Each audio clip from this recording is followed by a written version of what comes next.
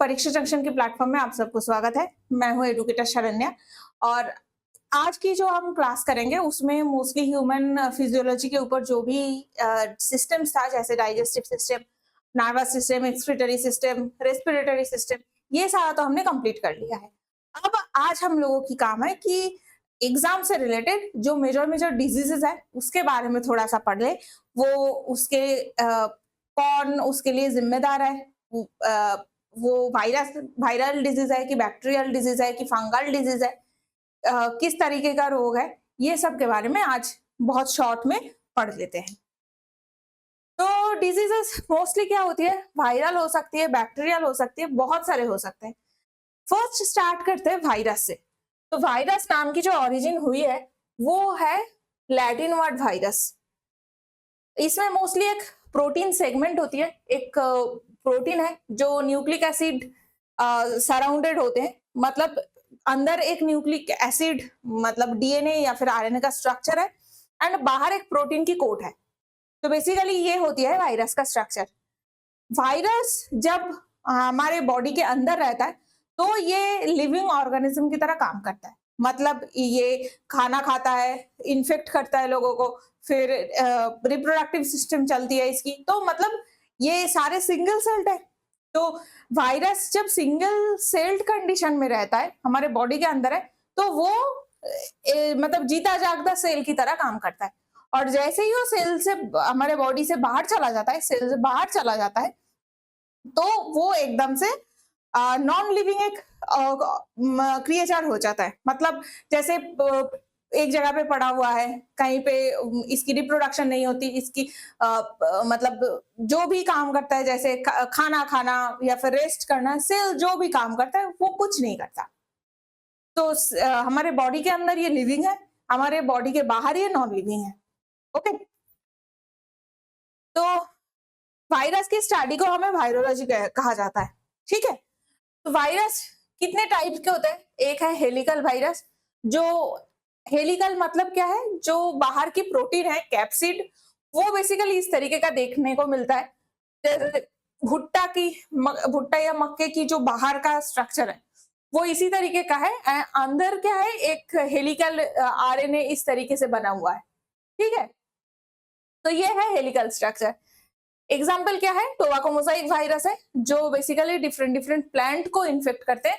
ये Mosaic virus के लिए रिस्पॉन्सिबल है।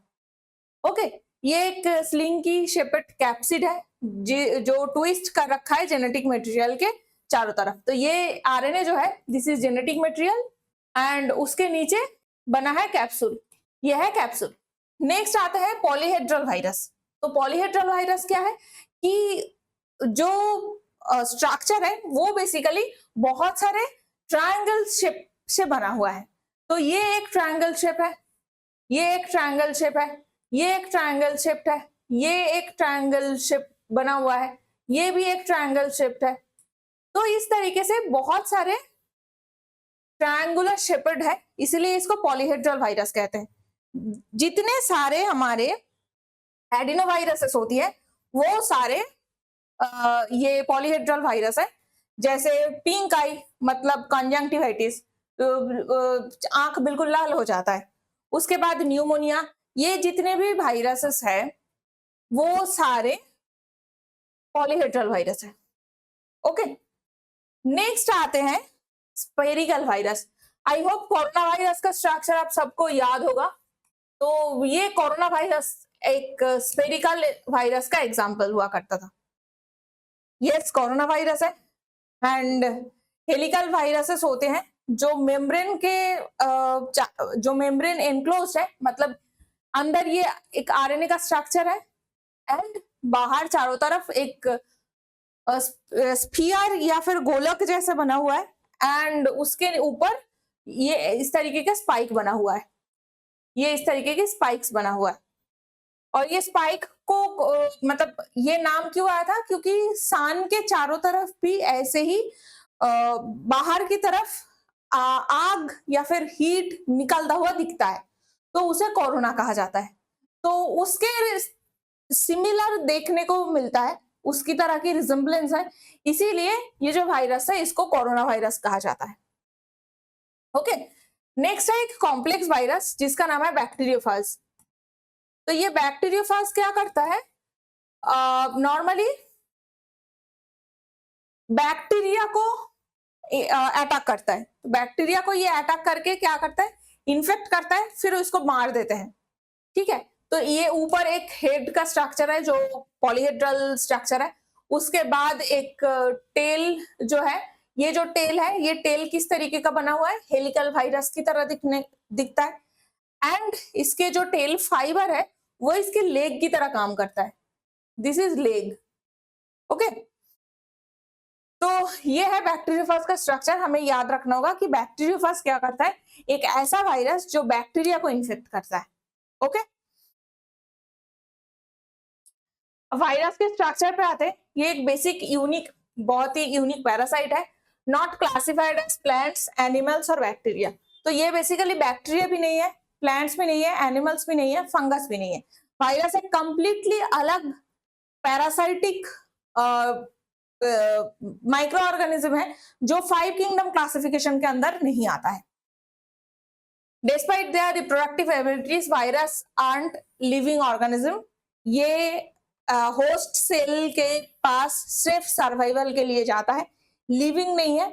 ये सेल के अंदर, होस्ट के अंदर जब रहता है तो ये लिविंग है, होस्ट के जब बाहर चला जाता है तो ये नॉन लिविंग होता है। They lack ribosomes and energy protein producing mechanisms। तो इसके अंदर राइबोसोम नहीं होता है, बिकॉज राइबोसोम हमने कहां पे देखा था, राइबोसोम हमने प्रोकैरियोटिक सेल्स में देखा था। तो प्रोकैरियोटिक सेल्स में ये कैरेक्टर्स होता है, जैसे कि राइबोसोम रहना, एनर्जी प्रोड्यूसिंग मेम्ब्रेन्स रहना, एंड यूकैरियोटिक सेल में तो माइटोकॉन्ड्रिया ही रहता है। तो ये सब कुछ भी हमें वायरस सेल में नहीं देखने को मिलेगा। तो होस्ट सेल को ये यूज करता है प्रोटीन सिंथेसिस और एनर्जी प्रोडक्शन के लिए। Virus exhibits tremendous variety in size, shape and composition. तो इसके साइज बहुत तरह के हो सकते हैं। शेप हमने ऑलरेडी 4 तरीके का तो देख ही लिया है। एंड कॉम्पोजिशन, ये कॉम्पोजिशन का क्या मतलब है कि बेसिकली हमारे जो वायरसेस है वो डीएनए वायरस है कि आरएनए वायरस है, इसके ऊपर डिपेंड करता है कॉम्पोजिशन क्या है एंड कॉम्पोजिशन के बाद वो किस तरीके का वायरस है। जैसे डबल स्ट्रैंडेड डीएनए, तो डबल स्ट्रैंडेड डीएनए एक टाइप का वायरस है जिसमें जो जेनेटिक मटेरियल है वो डबल स्ट्रैंडेड डीएनए है। तो ये बहुत ही कॉम्प्लेक्स एंड डेवलप्ड वायरसेस होते हैं। इसके आगे होता है सिंगल स्ट्रैंडेड डीएनए। ओके, तो इसके अलावा एक होता है डबल स्ट्रैंडेड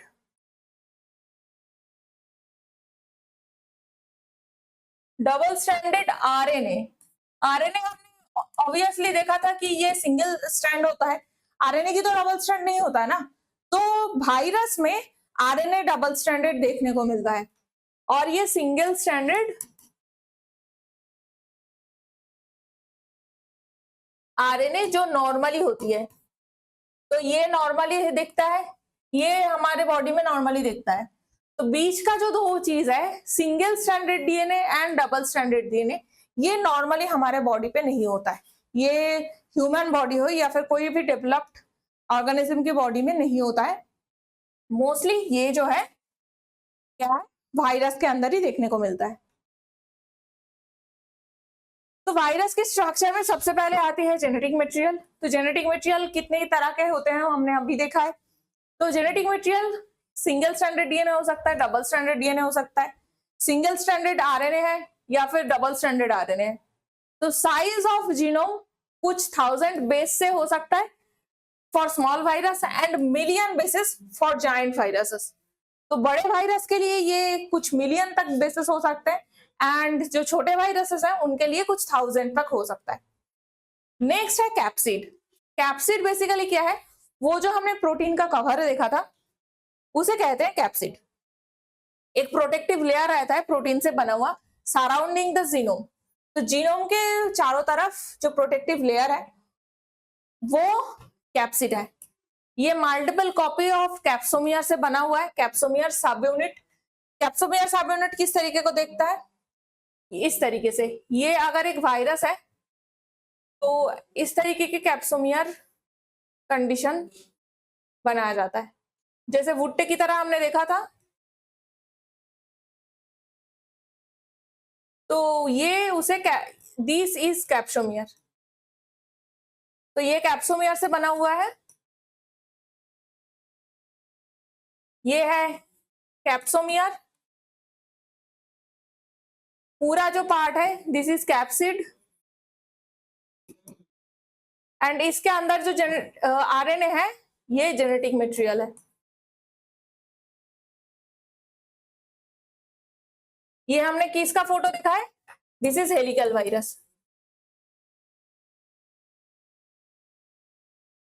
ओके, तो कैप्सोमियर हेलिकल हो सकता है, आइकोसाइड्रल हो सकता है, या फिर कॉम्प्लेक्स हो सकता है। नेक्स्ट है एनवेलप। कुछ वायरसेस में क्या होता है, एक मेम्ब्रेन एनवेलप रहता है जो लिपिड, प्रोटीन एंड ग्लाइकोप्रोटीन से बना हुआ हो। तो ये एनवेलप्स क्या होता है, बर्डिंग के टाइम पे होस्ट सेल मेम्ब्रेन से बनता है। They mediate viral entry and immune invasion. तो ये जो वायरस है, ये मान लीजिए एक होस्ट सेल में इसकी एंट्री हो रही है, ये होस्ट सेल में इसकी एंट्री हो रही है। तो बेसिकली क्या है कि होस्ट सेल में एंट्री के टाइम, अब होस्ट सेल कौन हो सकता है, ये कोई मैमल हो सकता है, मैमेलियन सेल है, या फिर कोई बैक्टीरियल सेल है, या फिर प्लांट सेल है, कोई भी एक ऐसा सेल हो सकता है। तो नॉर्मली क्या होता है कि ये मान लो सेल मेम्ब्रेन है, तो सेल मेम्ब्रेन के साथ ये एक इस तरीके का एनवेलप फॉर्म करता है। ये एनवेलप, दिस इज एनवेलप। तो ये बेसिकली क्या है कि जब होस्ट सेल के अंदर ये एंटर करने वाले होते हैं तो एक दूसरा मेम्ब्रेन फॉर्म होती है जिसे कहते हैं एनवेलप। नेक्स्ट है envelope protein. Glycoprotein spikes protruding from the envelope help attach and enter the host cells. Influenza HIV virus contains this spice-like structure. तो ये स्पाइस किस तरीके का होता है, सिमिलर लाइक दिस। जो हमने कोरोना वायरस का देखा था, ऊपर चारों तरफ कुछ बना हुआ है,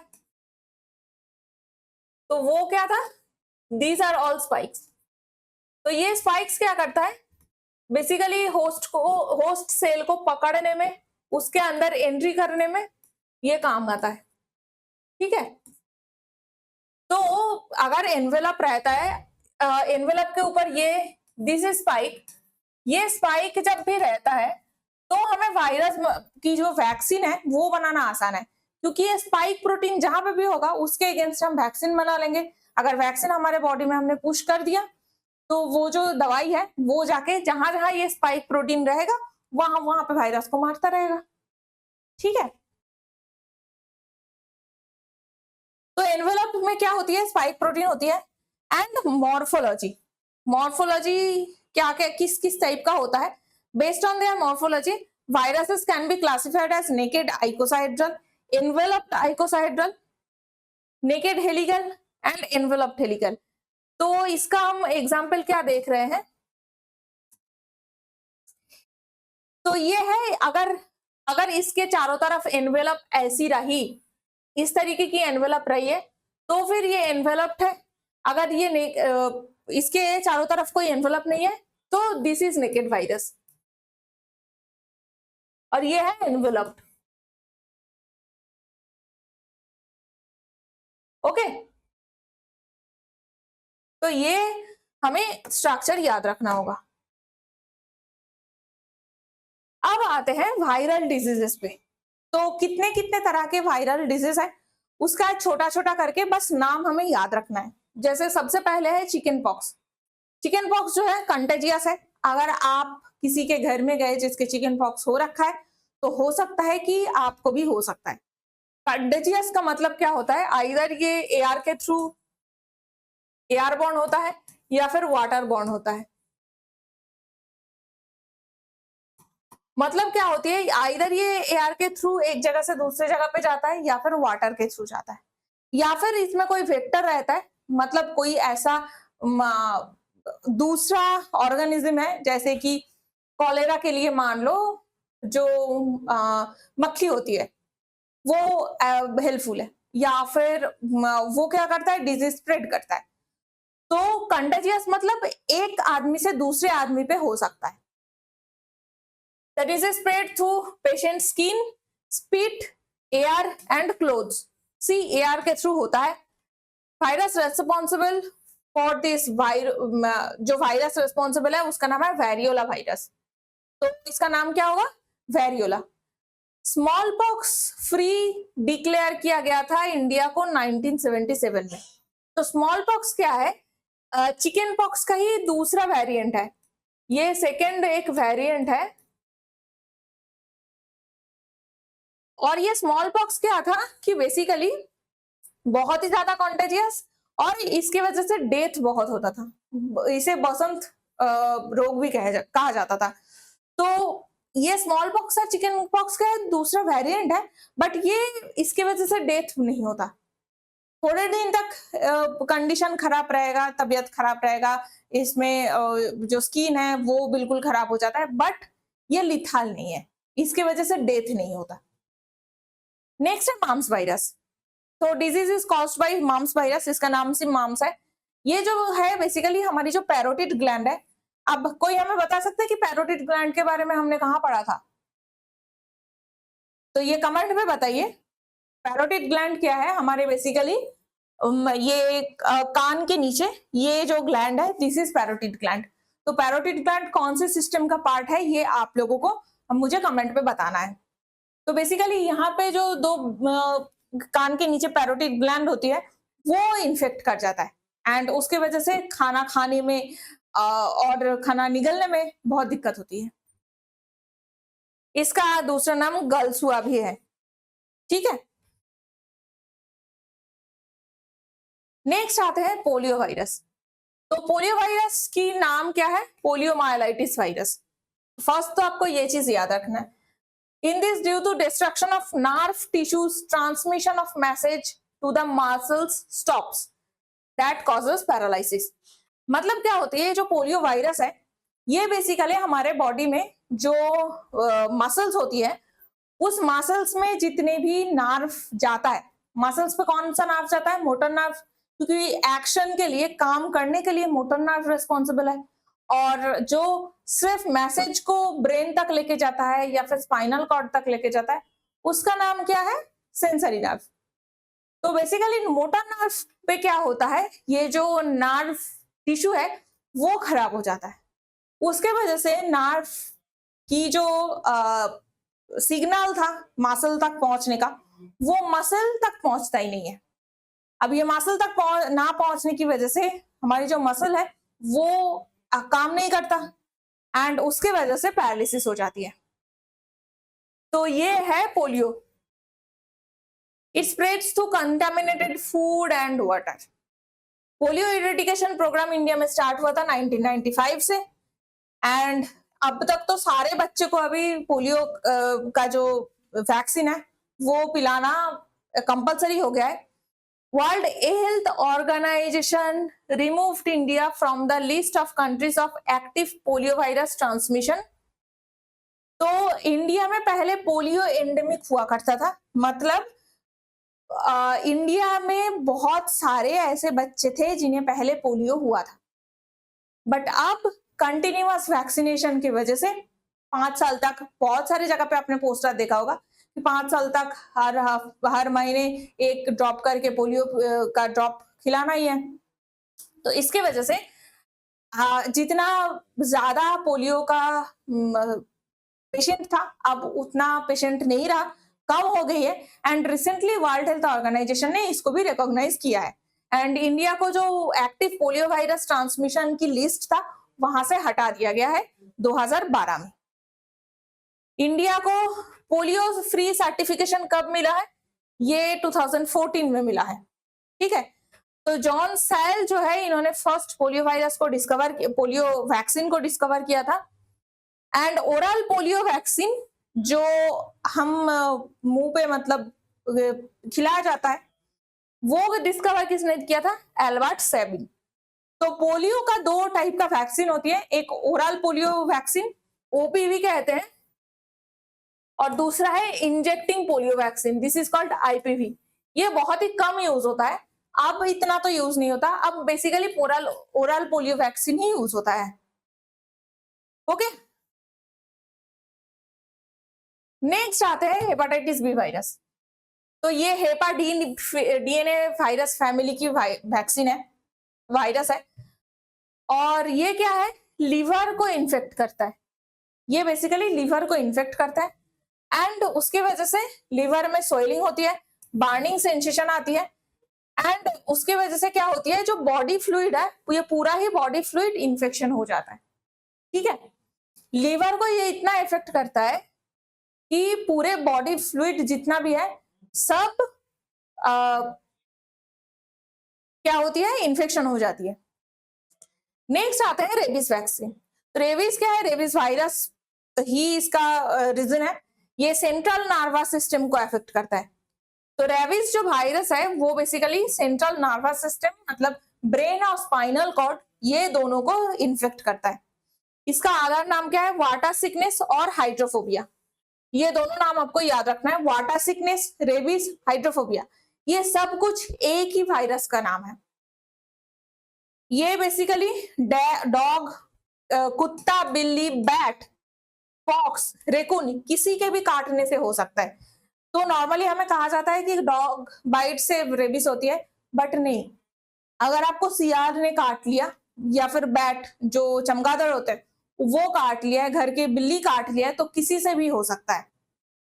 ओके, तो वैक्सीन डिस्कवर किया था लुई पास्चर ने 1885 में। रेबीज वैक्सीन फर्स्ट डिस्कवर हुआ था। मेन सिम्टम क्या होती है? वाटर, पानी या फिर कोई भी लिक्विड से डर लगता है, एंड फीवर बहुत होती है। तो बेसिकली ये क्या करता है? जो सेंट्रल नर्वस सिस्टम है ना, उसको जब इन्फेक्ट करता है तो हमारे गले की जो मसल्स होती है ये कॉन्ट्रैक्ट होना बंद हो जाता है। तो मसल जो है, अगर वो यूज नहीं होगा तो हम सबसे पहले तो खाना नहीं खा पाएंगे, क्योंकि यहाँ पे मसल तो काम ही नहीं कर रहा है। उसके बाद क्या होता है? पानी भी नहीं पी सकते। तो ना पानी मतलब सिर्फ पानी तो क्या, कोई भी लिक्विड, कोई भी खाना, कुछ भी नहीं खा सकते, कुछ भी नहीं पी सकते। एंड फाइनली अगर किसी को रैबिस होता है तो मान लीजिए वो 100% फैटल है, मतलब अगर हो गया है तो आपको डेथ होगा ही। रैबिस की जो वैक्सीन है वो इसीलिए काटने के तुरंत बाद, कोई भी कुत्ता, कोई भी बिल्ली काटने के तुरंत बाद लिया जाता है। इसके बाद भी रैबिस वैक्सीन की फेलियर होता है। मैंने खुद एक बार देखा था वैक्सीनेशन फेलियर, एंड जो पेशेंट था वो मतलब उसको देख के पता चल रहा है कि विद इन 1 वीक इसकी डेथ होने वाला है। तो अगर किसी को कुत्ता पसंद है, बिल्ली पसंद है, सब कुछ ठीक है, बट संभाल के। किसी को भी अगर पेट करना है, उसको पाल पोस के बड़ा करना है, सब कुछ कर सकते हैं, बट रेबीज जो डिजीज है उसके वजह से डेथ होता ही है। तो be very careful for at least for rabies. Next आता है डेंगू। डेंगू को क्या कहा जाता है? Bone breaking virus. तो बोन ब्रेकिंग क्यों होता है? क्योंकि डेंगू फीवर में इतना ज्यादा दर्द होता है, हाथ पैर में, बॉडी में, पूरे बॉडी में बॉडी एक बहुत ज्यादा होता है। तो उसकी वजह से क्या होती है? ऐसा लगता है कि हमारे हड्डियां टूट रही है। तो वहीं से वो जो सेंसेशन होती है, उसी से इसका नाम है बोन ब्रेकिंग डिजीज। तो एडिस इजिप्टी जो मॉस्किटो है, एडिस एल्बिक्टस जो मॉस्किटो है, ये दोनों डेंगू की कैरियर है। नंबर ऑफ प्लेटलेट्स जो ब्लड में होती है उसकी बहुत जल्दी डिग्रेडेशन होती है, उसकी ब्रेकिंग बहुत ज्यादा होती है। तो उसकी वजह से क्या होते हैं? हमारे पूरे बॉडी में सीवियर पेन होता है, सीवियर पेन। ओके, नेक्स्ट आते हैं YOLO fever. YOLO fever is caused by YOLO fever virus. इसका जो कैरियर है वो एडिस इजिप्टी मॉस्किटो है। तो डेंगू येलो फीवर ये दोनों का ही जो कैरियर है वो एडिस इजिप्टी है। नेक्स्ट आते हैं जापानी एनकेफेलाइटिस। जापानीज एनकेफेलाइटिस जो है फ्लैबिडी फैमिली की वैक्सीन से बनते हैं। ये ब्रेन को इन्फेक्ट करता है, ये भी ब्रेन को इन्फेक्ट करता है। और ये जो कैरियर है इसका कैरियर क्यूलेक्स मॉस्किटो है। एंडेमिक है बहुत ज्यादा, basically Purvanchal reason of Uttar Pradesh. इस एरिया पे जापानीज एनकेफेलाइटिस बहुत ज्यादा है। इवन जो बिहार का भी कुछ वेस्टर्न बिहार का एरिया है उस पे भी बहुत ज्यादा देखने को मिलता है because of this Culex mosquito. Okay, next आते हैं मलेरिया पे। तो मलेरिया क्या है? फीमेल एनोफिलिस मॉस्किटो इसका एजेंट है। डिजीज मलेरिया जो है वो बेसिकली ये वायरल डिजीज नहीं है, ये पैरासाइटिक इन्फेक्शन है। इतने सारे मैं मच्छर से रिलेटेड बात कर रही थी तो इसलिए मलेरिया को भी यहाँ पे ऐड कर दिया, बट याद रखना मलेरिया पैरासाइटिक डिजीज है और इसका जो कैरियर है वो एनोफिलिस मॉस्किटो है। जो पैरासाइट है उसका नाम है प्लाज्मोडियम और जो बेसिकली मॉस्किटो क्या करता है, इन्फेक्शन होती है बाइटिंग मॉस्किटो बाइट, मच्छर काटने की वजह से। तो उसके बाद क्या होती है, अगर एक मच्छर जाके ऐसा पेशेंट को काटा है जिसके अंदर मलेरिया की पैरासाइट था, अब उसके पेट में वो मच्छर का जो ब्लड है वो आ गया है, उस ब्लड को लेके वो दूसरा कोई अच्छा इंसान जो स्वस्थ इंसान है उसको जाके काट लिया। तो अब जब ये खून चूस रहा है उस टाइम पे जो मॉस्किटो के पेट के अंदर ब्लड में पैरासाइट्स था, वो पैरासाइट अब जो अच्छा इंसान है, नॉर्मल इंसान है, उसके ब्लड में चला गया। तो इस तरीके से ट्रांसमिशन होती है। तो इसने पैरासाइट वाले ब्लड पिया और जाके दूसरों को काटा तो दूसरे के बॉडी में पैरासाइट वाले ब्लड चला गया। तो इस तरीके से बेसिकली मलेरिया की स्प्रेडिंग होती है। ओके, तो बाइटिंग की टाइम पे ये स्प्रेडिंग होती है। नेक्स्ट आते हैं एड्स। एड्स का कॉज क्या है? Human immunodeficiency virus. HIV है वायरस का नाम और एड्स है डिजीज का नाम, दोनों सिमिलर है, इसको याद रखना है। डिजीज है एड्स, वायरस है HIV। ओके, कैसे होती है? बेसिकली कोई भी blood body fluid transfusion. Body fluid transfusion कैसे हो सकता है? आप किसी को ब्लड डोनेट कर रहे हैं तो आपकी ब्लड ट्रांसफ्यूजन हो रही है, आपके लिम्फ लेके या फिर ब्लड प्लाज्मा लेके किसी और को दिया गया है, तो जिसको दिया गया है उसको भी बचाने के लिए दिया गया है, तो उसको हो सकता है अगर आपके ब्लड में HIV रहा है तो हो सकता है ब्लड फ्लूइड ट्रांसफ्यूजन के टाइम पे दूसरों को हो जाए। तीसरा क्या हो सकता है? आपको हो सकता है कि आपने कोई खाना खाते टाइम या फिर हो सकता है आपको किसी तरीके से हाथ में कोई सुई ऐसा चुभ गया है या फिर ब्लेड ऐसा चुभ गया है जिसमें HIV वायरस था, उस पे भी हो सकता है। बहुत कॉमन एक प्रोसेस क्या होती है? सेक्सुअल इंटरकोर्स, उसके वजह से भी ये हो सकता है। एंड फिर बॉडी फ्लूइड में स्पाइनल फ्लूइड अगर किसी और से लेके आपको दिया गया है तो उसके वजह से भी HIV का ट्रांसफ्यूजन हो सकता है, HIV का स्प्रेडिंग हो सकता है। तो सेक्सुअल इंटरकोर्स से होती है, ब्लड ट्रांसफ्यूजन के कंटामिनेशन से होती है, एंड यस कोई अगर इन्फेक्टेड माँ रही है, इन्फेक्टेड मदर है, तो उसके इन्फेक्शन से उसके पेट में अगर बच्चा है तो बच्चे को होने की चांसेस है। ठीक है, तो बहुत सारे प्रोसेसेस होती है, इसको आपको याद करना है। तो HIV का दो मेन सब टाइप है, HIV-1 एंड HIV-2। तो इंडिया में HIV-1 का टाइप C जो है ये मोस्टली प्रिवेलेंट रहा है इंडिया में। तो इसको हम इसको हम डिटेक्ट कैसे करते हैं? तो ELISA test and western blot, ये जो दोनों टेस्ट है एड्स को आइडेंटिफाई के लिए यूज किया जाता है। ठीक है, तो ये आपको याद रखना होगा, ELISA test and western blot. World AIDS Day celebrated होती है 1 दिसंबर। नेक्स्ट आते हैं नीपा वायरस में। तो नीपा वायरस को फर्स्ट टाइम सुंगाई विलेज मालयेशिया में डिस्कवर किया गया था। ये नीपा वायरस के कॉजिंग की वजह से होती है। फ्लाइंग फॉक्स जो फ्रूट बैट होती है, जो फल खाते हुए चमगादड़ होते हैं, फ्लाइंग फॉक्स होते हैं जो पेड़ में रहते हैं और वही फ्रूट वगैरह खाते हैं, तो वो है इसका कैरियर। Mortality rate 50 to 75%। तो अगर 100% है तो इनमें से 50 से 75% जो है उनका डेथ होगा। ठीक है, तो ये बहुत ही ज्यादा लिथल है। नेक्स्ट क्या आते हैं, अब वायरस पे, ये जो मेन वायरस था जो काफी न्यूज पे रहती है, इसके बारे में तो हमने बात कर लिया। अब आते हैं बैक्टीरिया पे। तो बैक्टीरिया क्या है, ये सिंपल यूनिसेलुलर ऑर्गेनिज्म है। तो ऑब्वियसली हमने अभी तक क्या देखा था, वायरस जो है वो सेलुलर नहीं है, और बैक्टीरिया क्या है, इसमें प्रोकैरियोटिक सेल्स होती है, ये प्रोकैरियोटिक है, यूनिसेलुलर है, और प्लांट्स, ह्यूमंस, एनिमल्स में डिजीज फॉर्मेशन के लिए ये रिस्पॉन्सिबल है। तो बहुत तरह के हमें बैक्टीरिया देखने को मिलता है, ये सब के बारे में थोड़ा बात करेंगे, बट पहले देख लेते कि बायोफिल्म क्या होती है। तो बैक्टीरिया जो होती है वो डेंस एग्रीगेशन में रहती है एंड अपने ऊपर एक पर्दा टाइप बना लेता है जिसे बायोफिल्म कहते हैं।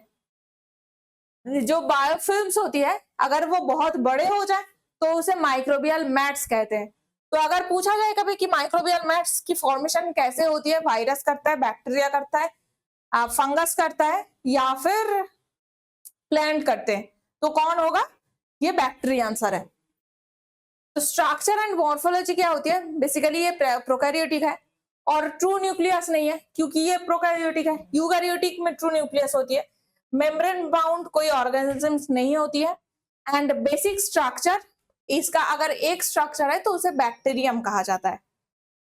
इसके चारों तरफ एक साइटोप्लाज्मिक मेम्ब्रेन रहते हैं जो इनर लेयर को सराउंड करते हैं साइटोप्लाज्म को, और मॉलिक्यूल की एंट्री और एग्जिट को कंट्रोल करता है। तो बेसिकली यही सेल मेम्ब्रेन का काम है। तो नॉर्मली क्या देखा जाता है कि बहुत सारे तरह के वायरस की स्ट्रक्चर होती है।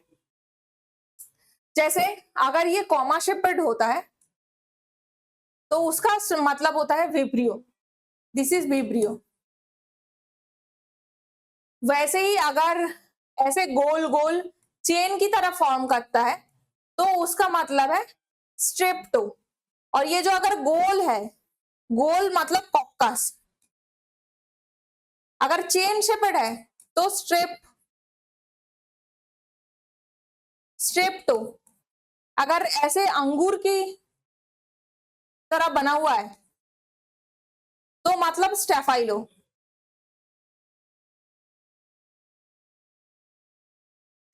अब देखिए, स्ट्रेप्टोकोकस ये बैक्टीरिया का नाम है, मतलब ये इसका जो सिंगल सेल यूनिट है वो गोल है एंड ये चेन की तरह बना हुआ है। ओके, स्टेफाइलोकोकस मतलब इसके जो सिंगल यूनिट है ये गोल है और ये अंगूर की तरह बना हुआ है। स्टेफाइलो मतलब अंगूर की तरह, कॉकस मतलब गोल। समझ में आ रहा है किस तरीके से इसका नॉमेनक्लेचर होती है।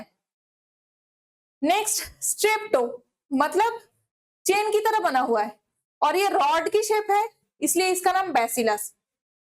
ये अगर रॉड की शेप बना होता है तो उसका नाम है बैसिलस।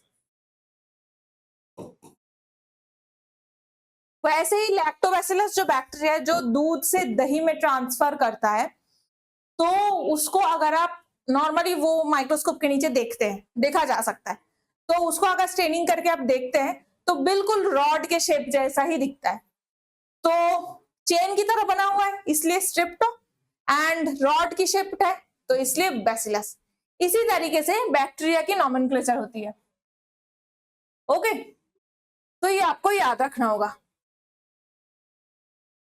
अब कुछ कुछ ऐसे बैक्टीरिया होते हैं जिसमें एक साइड पे एक हो सकता है सील फ्लैजेला बना है, एक में हो सकता है कि पूरे सरफेस में फ्लैजेला बना है, किसी का हो सकता है कि एक साइड में एक एक ऐसे ही फ्लैजेला बना हुआ है, सिंगल फ्लैजेला है। तो बहुत सारे टाइप का होता है। तो स्ट्रक्चर तो हमने पढ़ लिया है, साइटोप्लाज्मिक मेम्ब्रेन के बारे में भी पढ़ लिया। तो आई होप ये नोमेनक्लेचर आपको अभी याद होगा। नेक्स्ट क्या होता है, बैक्टीरिया में साइटोप्लाज्म होती है जो सेमी फ्लूइड सब्सटेंस है एंड सेलुलर स्ट्रक्चर के अंदर, सेलुलर स्ट्रक्चर उसके अंदर रहता है। न्यूक्लियोइड बेसिकली एक बहुत ही प्रिमिटिव न्यूक्लियस होती है बैक्टीरिया में, जिसको न्यूक्लियोइड बोलते हैं, एंड इसमें जेनेटिक मटेरियल्स होती है। फिर इसके चारों तरफ एक कैप्सूल रहता है जो जिलेटिनियस लेयर है, एंड कुछ कुछ बैक्टीरिया में ये देखने को मिलता है जिसका विरुलेंस मतलब जिसका इन्फेक्टिंग पावर बहुत ज्यादा होती है। क्यों? क्योंकि ये जो कैप्सूल है, ये कैप्सूल की वजह से हमारे जो बॉडी के सेल्स होते हैं, जो बॉडी के इम्यून सेल्स है, जैसे माइक्रोफेज है, किलर सेल है, नेचुरल किलर सेल है, या फिर टी लिम्फोसाइट है, बी लिम्फोसाइट है, ये सारे जो सेल्स है वो इसे पकड़ नहीं पाता ये कैप्सूल की वजह से। तो इसीलिए इसके विरुलेंस बहुत ज्यादा होती है, मतलब इसको पकड़ना या फिर मारना इतना आसान नहीं है। नेक्स्ट आते हैं सेल वॉल।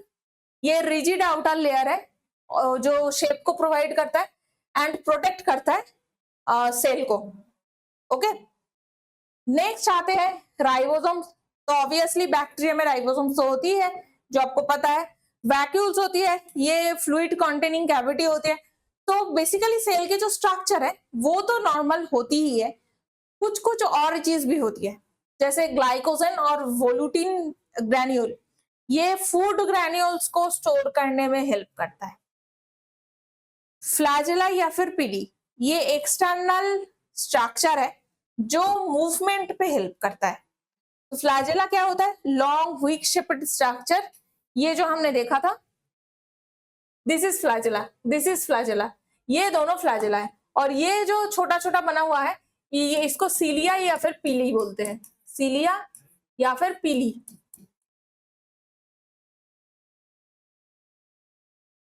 ओके, तो जो मूवमेंट के लिए, एक जगह पे बैठे रहने के लिए काम आता है। पीली ये जो है वो शॉर्ट है, हेयर लाइक है। हेयर लाइक मतलब बहुत सारे छोटे छोटे बॉडी हेयर जैसे होते हैं वैसे बहुत सारे छोटे छोटे होते हैं। एंड फ्लैजेला जो है ये व्हीट शेपेड होती है। नेक्स्ट आते हैं एंडोस्पोर। एंडोस्पोर जानने से पहले हम gram positive bacteria, gram negative bacteria के बारे में जान लेते हैं। तो ग्राम पॉजिटिव, ग्राम नेगेटिव, ये बैक्टीरिया की एक क्लासिफिकेशन है जो ग्राहम ने फर्स्ट टाइम बनाया था। तो बैक्टीरिया की क्लासिफिकेशन ऐसे होती है, ग्राम पॉजिटिव, ग्राम नेगेटिव। तो ये किस तरीके से होती है? ग्राम पॉजिटिव जो बैक्टीरिया है वो बेसिकली ग्राम स्टेनिंग एक मेथड है, ग्राम स्टेनिंग मेथड, जो ग्राहम नाम की जो साइंटिस्ट है इन्होंने डिस्कवर किया था। ग्राम साइंटिस्ट का नाम है, इन्होंने डिस्कवर किया था। तो इसमें क्या होती है, जो स्टेनिंग मेथड है उसमें क्या होती है, ग्राम पॉजिटिव जो बैक्टीरिया है ये वो स्टेन लेते हैं, स्टेन होते हैं। और स्टेन कैसे होती है? ब्लू स्टेन, ब्लू स्टेन होती है। और जो ग्राम नेगेटिव बैक्टीरिया होती है वो क्या होते हैं? Not stained in blue. इनको क्या किया जाता है? इनको काउंटर स्टेनिंग किया जाता है, काउंटर स्टेनिंग किया जाता है आयोडीन से। ये आपको याद रखना होगा, काउंटर स्टेनिंग कहां से होती है? आयोडीन से। उसके वजह से माइक्रोस्कोप के नीचे ग्राम नेगेटिव जो बैक्टीरिया है वो नॉर्मली रेड स्टेन लेता है, रेड या फिर पर्पल स्टेन। तो इसमें क्या होती है, ग्राम पॉजिटिव जो बैक्टीरिया है वो ब्लू स्टेन होती है, ग्राम नेगेटिव बैक्टीरिया क्या होती है, ब्लू ग्राम स्टेनिंग करने के बाद भी वो देखने को नहीं मिलता। उसकी वजह से क्या होती है, हमें काउंटर स्टेनिंग करनी पड़ती है, जो करते हैं आयोडीन से। एंड उसकी वजह से क्या होती है, जो बैक्टीरिया है वो रेड कलर का दिखते हैं माइक्रोस्कोप के नीचे। तो ये है ग्राम स्टेनिंग। अब ग्राम पॉजिटिव जो बैक्टीरिया है उसके सेल वॉल में पेप्टाइडोग्लाइकन का लेयर होती है। तो ये पेप्टाइडोग्लाइकन का जो लेयर है, इस लेयर के वजह से क्या होती है, जो लेयर होती है वो बेसिकली बहुत ही मोटा सा एक लेयर है। ये सेल मेम्ब्रेन के अंदर लेयर होती है। क्या लेयर है, पेप्टाइडोग्लाइकन।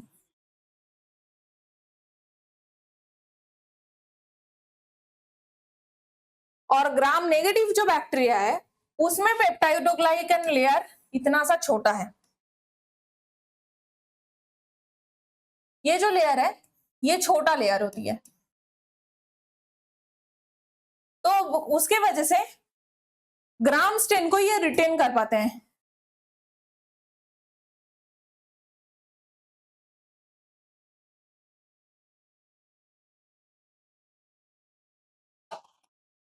और ये ग्राम स्टेन को रिटेन कर पाते, ये ग्राम स्टेन को रिटेन नहीं कर पाते, कैनॉट रिटेन।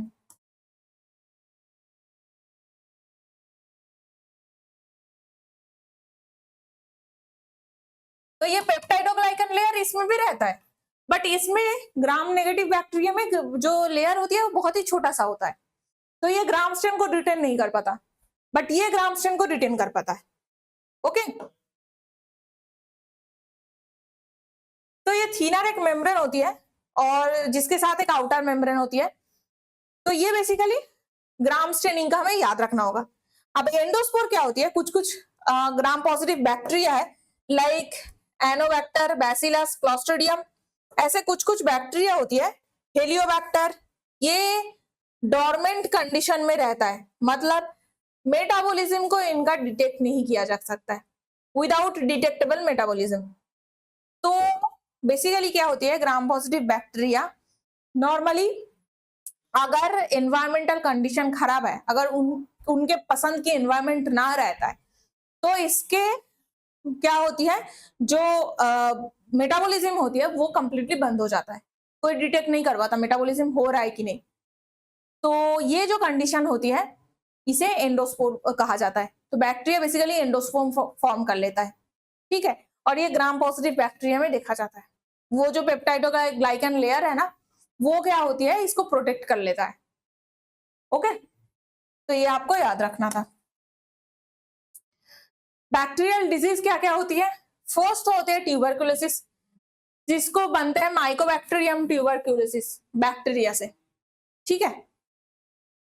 लंग्स ये इफेक्ट करते हैं। जो डिजीज है इसको रॉबर्ट कॉक ने फर्स्ट टाइम डिस्कवर किया था। इसका दूसरा नाम ट्यूबरकुलोसिस है। एंड ट्रीटेड जो है अगर है तो वो डायरेक्टली ऑब्जर्व ट्रीटमेंट है। ट्यूबरकुलोसिस के लिए गवर्नमेंट ऑफ इंडिया अभी डॉट प्रोग्राम चालू किया है। डॉट्स, अगर आप कंटिन्यूअसली जितना टाइम के लिए खाना है इसे कंटिन्यूअसली खाते हैं तो ट्यूबरकुलोसिस से आपको दोबारा आप बिल्कुल ठीक भी हो सकते हैं, ठीक है। तो ये डॉट प्रोग्राम रिसेंटली गवर्नमेंट ने चालू किया है। नेक्स्ट आते हैं प्लेग। प्लेग पास्टुरेला पेस्टिज या फिर यार्सिनिया पेस्टिज नाम की एक बैक्टीरिया है जो प्लेग डिजीज के लिए रिस्पॉन्सिबल है।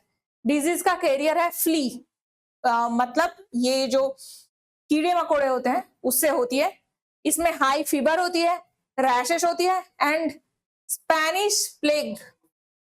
ये जो प्लेग है एक टाइम में हिस्ट्री में बहुत ही फेमस था, ब्लैक प्लेग।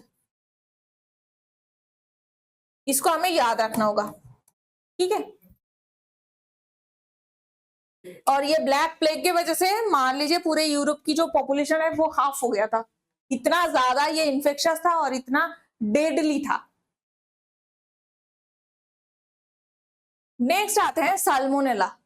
ये बैसिलस बैक्टीरिया से फॉर्म होती है। तो बैसिलस मतलब रॉड शेपेड बैक्टीरिया होगी। फूड पॉइजनिंग के लिए ये रिस्पॉन्सिबल है।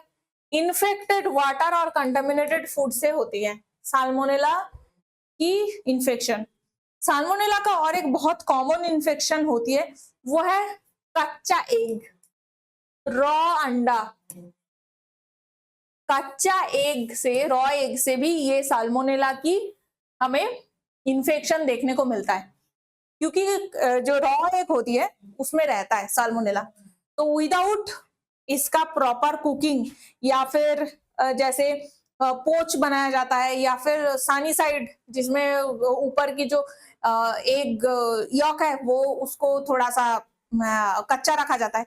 These are very much risky for salmonella infection. Okay, और रॉ एग तो बिल्कुल ही नहीं खाना चाहिए। नेक्स्ट आते हैं कॉलेरा। कॉलेरा जो है विब्रियो कॉलेरी बैक्टीरिया के बैक्टीरिया रिस्पॉन्सिबल है। इसका डिस्कवर भी रॉबर्ट कॉक है। कंटामिनेटेड फूड और वाटर से ये स्प्रेड होते हैं। कंटिन्यूअस वोमिटिंग होती है, डायरिया होती है एंड इंटेस्टाइन जो है वो इफेक्टेड होती है। कॉलेरा की वजह से तो एक टाइम पे बहुत ज्यादा डेथ हुई है, बहुत ही, मतलब बंगाल के पॉपुलेशन एक एक बार में हाफ हो जाता था। तो कॉलेरा डिजीज बहुत ही फेमस है एंड इससे बचने का एक ही तरीका है कि आप जो पानी है उसको बॉईल करके पियो। कंटामिनेटेड पानी, कंटामिनेटेड फूड ना खाए। एंड जिस घर में कॉलेरा हुई है वहां पे जो भी खाना है, जो भी चीजें हैं, जिसने यूज किया हुआ है हर एक चीज, तो उसको एकदम से जला देना चाहिए। ठीक है, नेक्स्ट आते हैं डिप्थीरिया। डिप्थीरिया क्यों कैसे होती है? कॉर्निबैक्टीरियम डिप्थीरिया ये नाम है बैक्टीरिया का। इसका आधार नाम रोहिणी एंड गोलघोंटू डिजीज भी बोला जाता है। इसमें क्या होती है, ब्रीदिंग और टॉन्सिल ये दोनों बढ़ जाता है।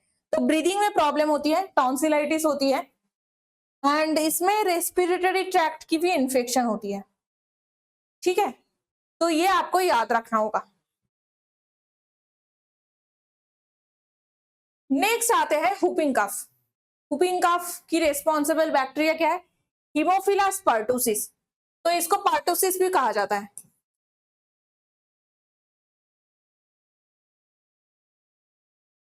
तो इसका आधार नाम हुपिंग कफ है। कंटिन्यूअसली कफिंग होती है, कंटिन्यूअस खांसी होती रहती है और ये रेस्पिरेटरी ट्रैक्ट को इफेक्ट करता है। सिमिलरली न्यूमोनिया जो है ये पल्मोनरी इन्फेक्शन होती है। इसका जो रेस्पॉन्सिबल बैक्टीरिया है वो स्ट्रेप्टोकोकस न्यूमोनी है। हाई फीवर होती है एंड जो लंग्स है वो पानी से भर जाता है। तो न्यूमोनिया बहुत ही फेमस है क्योंकि इसमें हमारी जो लंग्स होती है वो पानी से भर जाता है। ओके, तो न्यूमोनिया की वैक्सीन आ गई है and this obviously affect lung, और न्यूमोनिया की अभी वैक्सीन आ गई है जो ट्रीटमेंट के लिए यूज होता है। नेक्स्ट आते हैं टाइफाइड। तो टाइफाइड का दूसरा नाम इंटेस्टिनल टाइड है, इंटरमिटेंट फीवर भी है। साल्मोनेला टाइफी बैक्टीरिया इसके लिए रिस्पॉन्सिबल है। डिस्कवर किया था कार्ल एबर्थ इन 1880। तो किसने बनाया था? कार्ल एबर्थ इसको डिस्कवर किया था। इंटेस्टाइन को इफेक्ट करता है, गलत या खराब ड्रिंकिंग वाटर की वजह से होती है। तो ये जो बारिश के टाइम पे आप लोग बाहर पानी पी लेते हैं या फिर गर्मी के टाइम पे कोई भी पानी पी लेते हैं, उसकी वजह से क्या होती है? टाइफाइड की चांसेस होती है। मेन सिम्टम है हेडेक और फीवर, हाई फीवर और हेडेक। तो टाइफाइड से बहुत रेयरली एक दो बार डेथ भी होता है। नेक्स्ट आते हैं टिटेनस। तो बैक्टीरिया का नाम है क्लॉस्ट्रिडियम टिटेनी। इसे धनुष्टंकर भी कहा जाता है। तो बेसिकली इसकी जो मासल कंट्रैक्शन होती है, तो इसमें एकदम धनुष, मतलब जो एरो है उसकी तरह हो जाता है। This is Dhanush. बॉडी मतलब इस तरीके से ऐसे मोड़ जाता है। तो ये धनुष्टंकर की सिम्टम क्या है? High fever, body cramps. तो ये this is cramps and locking of the jaw. ये डीपीटी जो वैक्सीन है उसको दिया जाता है, टिटेनस। तो डीपीटी वैक्सीन का पूरा नाम क्या है? डीपीटी, डिप्थेरिया पार्टूसिस मतलब whooping cough,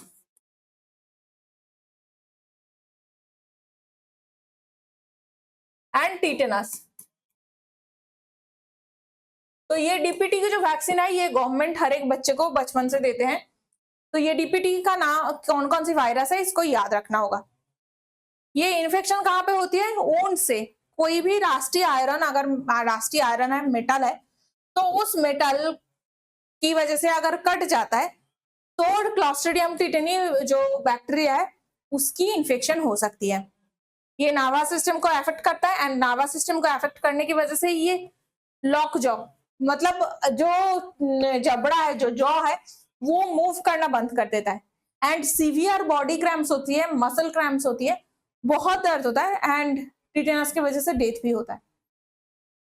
तो अगर आपको हाथ में कोई भी कुछ भी कट जाए, चाहे वो कोई भी रास्ट है या फिर कील पैर में लग गई है, रास्ते में चल रहे थे, या फिर हाथ कट गई है, कोई भी कंडीशन हो, टिटेनस इंजेक्शन जरूर लगाइएगा। नेक्स्ट है गोनोरिया। तो ये गोनोरिया, सिफिलिस, ये दोनों ही सेक्सुअली ट्रांसमिटेड डिजीज है। ये एसटीडीज में आती है, मतलब सेक्सुअली ट्रांसमिटेड डिजीज है, ये सेक्सुअली ट्रांसमिट होती है।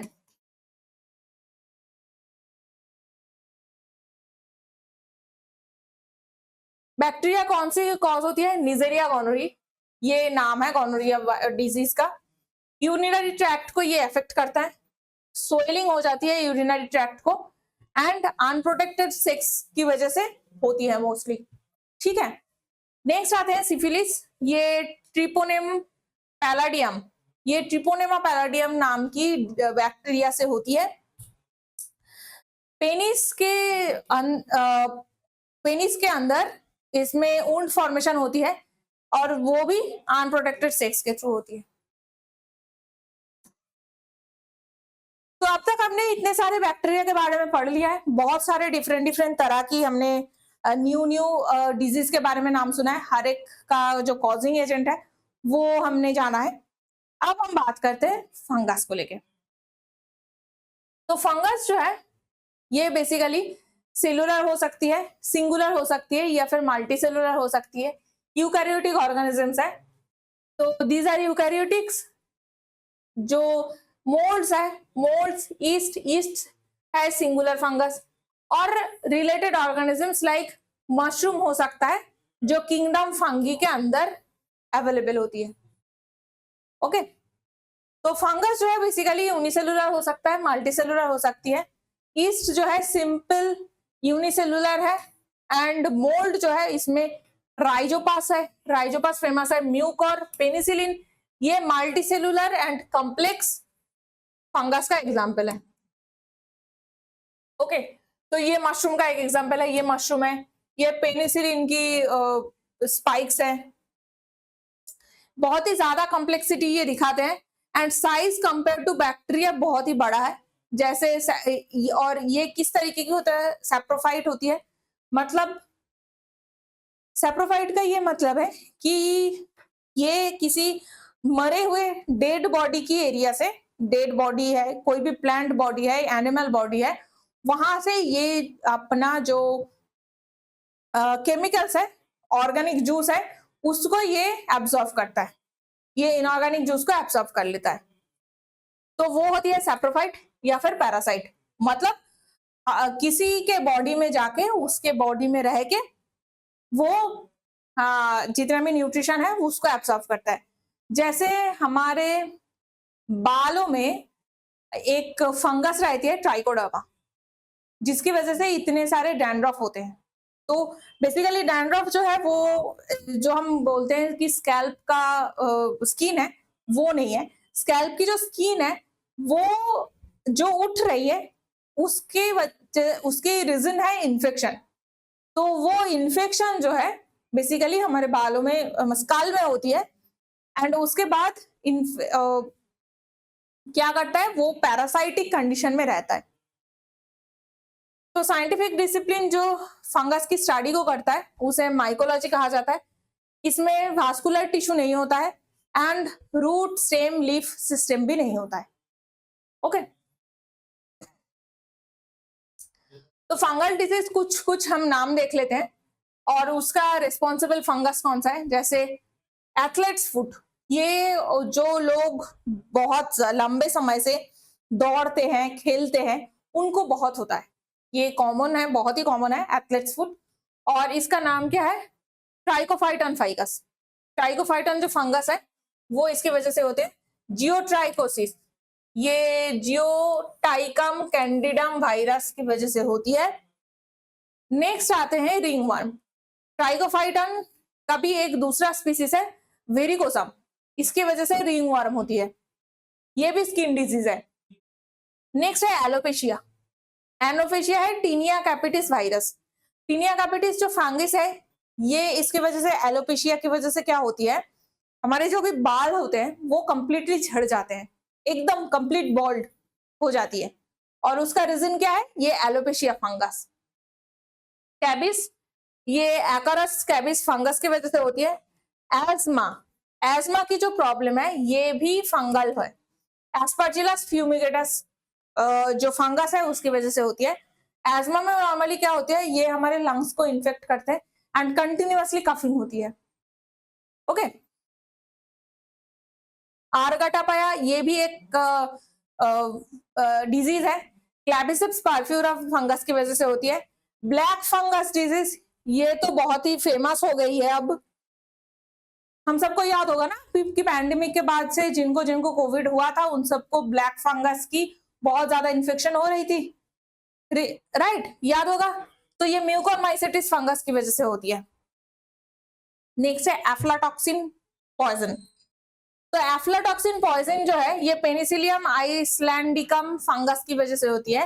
एफ्लाटॉक्सिन एक ऐसा मतलब पॉइजन है जो आपने एक बार इनहेल कर लिया, अगर आपके बॉडी में चला गया है या फिर आपने खाने के साथ खा लिया, एफ्लाटॉक्सिन पॉइजन अगर होता है तो कंप्लीट डेड, आपको बचाने का कोई चांस नहीं है। एफ्लाटॉक्सिन इतना ही ज्यादा पॉइजनस होती है।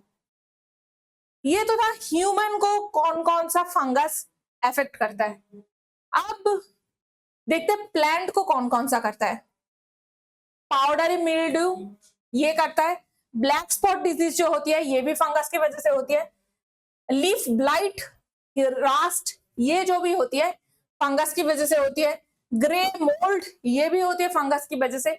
स्कूटी मोल्ड, तो मोल्ड जितने भी है वो सारे वायरस की वजह से है। एंड फंगल स्पॉट, इसका नाम है एलेना, ये भी फंगल डिजीज है जो प्लांट्स में देखने को मिलता है। अब आते हैं पैरासाइटिक डिजीज में। तो पैरासाइटिक डिजीज में सबसे पहले तो कालाजार है। कालाजार कौन करता है? पैरासाइट का नाम है leishmania donovani. Sleeping sickness, trypanosoma gambiense. तो ट्राइपेनोसोमा जो है बेसिकली एक पैरासाइट है जो सीव एक टाइप का फ्लाई है। तो उस फ्लाई के थ्रू बेसिकली इसका स्प्रेडिंग होती है।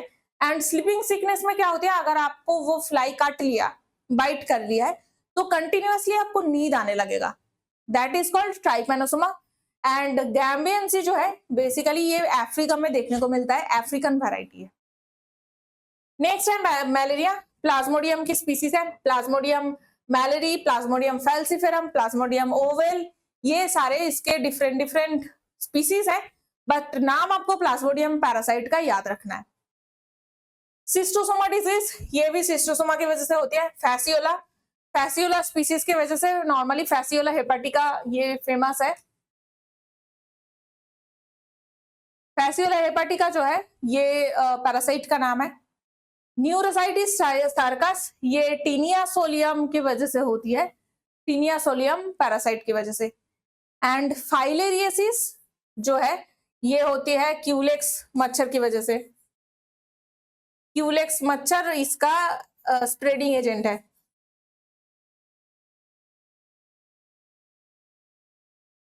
और इसका नाम क्या है? उचेरेरिया बैंक्रॉफ्टी।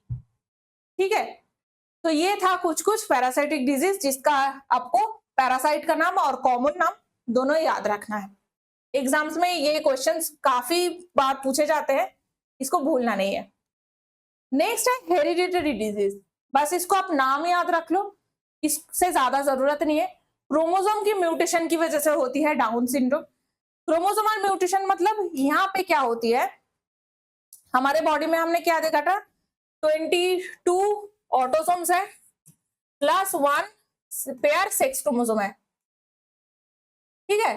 तो 22 pair of autosome and 1 pair of sex chromosome है। अब ये 22 में जो 21st जो क्रोमोसोम होती है वो डाउन सिंड्रोम में 2 की जगह 3 होती है, इसे ट्राइसोमी 21 कहते हैं।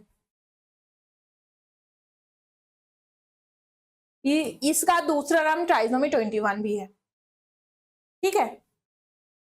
नेक्स्ट क्या होती है, टार्नर सिंड्रोम। तो टार्नर सिंड्रोम भी क्रोमोसोमल म्यूटेशन की वजह से होती है। अब ये हमने क्या देखा, जो बेसिकली हमारे बॉडी में ऐसे ही सिचुएशन में इतने पेयर में रहता है, इतने पेयर में क्रोमोसोम्स है, ओके। तो अब टार्नर सिंड्रोम में क्या होता है, 22 ऑटोसोम्स तो है, साथ में आइदर लड़कियों के लिए एक सेक्स क्रोमोसोम होगी या फिर लड़कों के लिए XY सेक्स क्रोमोसोम होगी।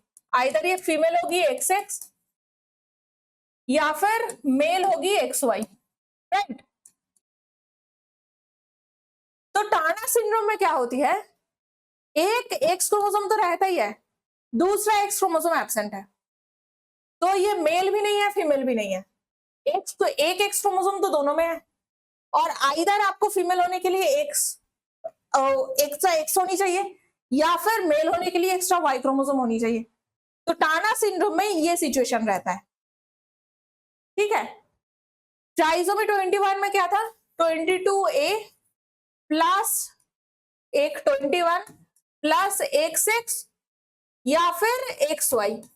तो डाउन सिंड्रोम इसीलिए लड़का लड़की दोनों में देखा जाता है, बट टार्नर सिंड्रोम में वो पता ही नहीं चलता लड़का है कि लड़की है।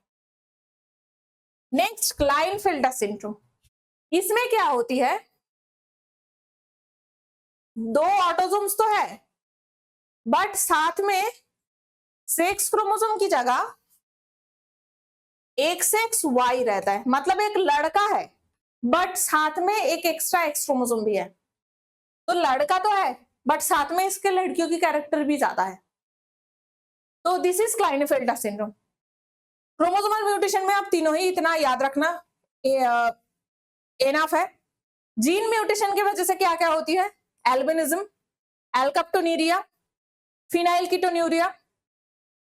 तो एल्कप्टोन्यूरिया का क्या मतलब होती है, बेसिकली एक्सक्रीशन के टाइम पे जो यूरिन फॉर्मेशन होता है तो उसमें एल्कप्टन नाम की एक कंपाउंड आने लगता है, उसके वजह से जो यूरिन है वो ब्लैक कलर का होता है, दैट इज द एल्कप्टोन्यूरिया। नेक्स्ट है फिनाइल कीटोन्यूरिया। तो फिनाइल और कीटो ग्रुप जो है वो यूरिन में मिक्स होके रहता है एंड जो एब्जॉर्ब होना चाहिए वो एब्जॉर्ब नहीं हो पाता है।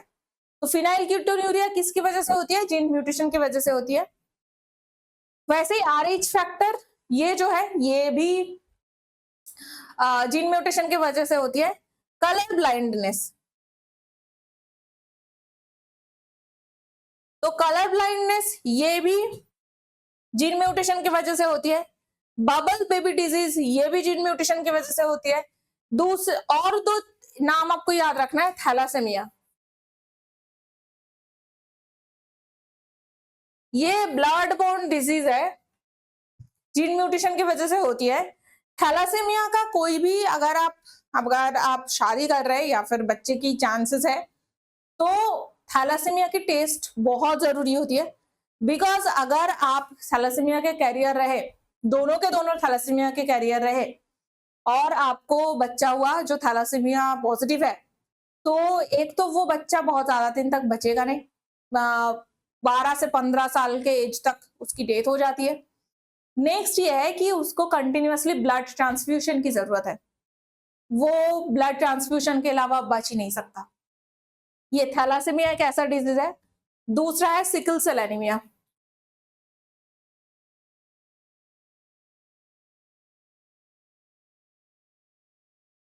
तो सिकल सेल एनीमिया में बेसिकली क्या होती है, हमने आरबीसी को देखा था ऐसे एक चपटा सा एक साइज हुआ करता था।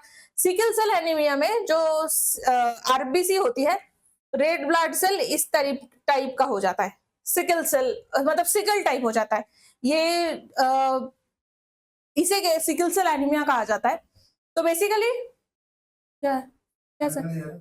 अच्छा, मुझे लगा बंद हो गई है, मेरे को टेंशन हो गया। हाँ अच्छा ठीक। सिकल सेल एनीमिया में बेसिकली क्या होती है, जो आरबीसी है वो ऐसे सिकल शेपर्ड हो जाती है एंड उसके वजह से क्या है कि जो मलेरिया की एरिया होती है, जहां पे मलेरिया बहुत ज्यादा होती है, वहां पे सिकल सेल एनीमिया भी बहुत ज्यादा देखने को मिलता है। तो उस एरिया पे ह्यूमन की सिलेक्शन, ह्यूमन की इवोल्यूशन ऐसे हुई है कि जो मलेरिया पैरासाइट है वो आरबीसी को इन्फेक्ट करता है। अब आरबीसी अगर ऐसा ना देख के ऐसा बन जाए तो फिर उसको इन्फेक्ट कैसे कर पाएगा? आरबीसी को इन्फेक्ट नहीं कर सकता पैरासाइट, तो लोगों को मलेरिया कम होती है। इसीलिए इंडिया में जो मलेरिया प्रोन एरियाज है, बेसिकली फेमस है ओडिशा की सिमलीपाल, फेल्सीफेरम मलेरिया का फेमस एरिया है। वहां पे जो ट्राइब पॉपुलेशन है, उस ट्राइब पॉपुलेशन में सिकल सेल एनीमिया बहुत ज्यादा प्रिवेलेंट है। एंड अगर हम लोग में से कोई जंगल के अंदर जाते हैं तो चांसेस है कि हमें मलेरिया हो जाए, बट वहां के लोगों को नहीं होता है क्योंकि वहां पे फेल्सीफेरम मलेरिया बहुत ज्यादा होती है एंड लोगों की इवोल्यूशन भी वहां के लोगों की वैसे ही हुई है ताकि यहाँ पे सिकल सेल एनीमिया हो जाए, मतलब सिकल सेल की कंडीशन हो जाए और जो लोग हैं उनको मलेरिया इन्फेक्ट ना कर पाए। ठीक है, तो ये एक ह्यूमन इवोल्यूशन की टाइप है जो नेचर या फिर एनवायरनमेंट से लिंक्ड है, ये आपको याद रखना होगा। So that's it for the day. I hope आपको क्लासेस पसंद आई है। अगर आपको पसंद आई है तो इसको दोस्तों के साथ शेयर जरूर कीजिए, लाइक कीजिए एंड सब्सक्राइब कीजिए टू परीक्षा जंक्शन चैनल। अगर आप हमारे साथ जुड़ना चाहते हैं तो यूट्यूब के साथ साथ हम Facebook, WhatsApp, Twitter, link, Telegram and thread, ये सारे एरियाज पे आप मौजूद है।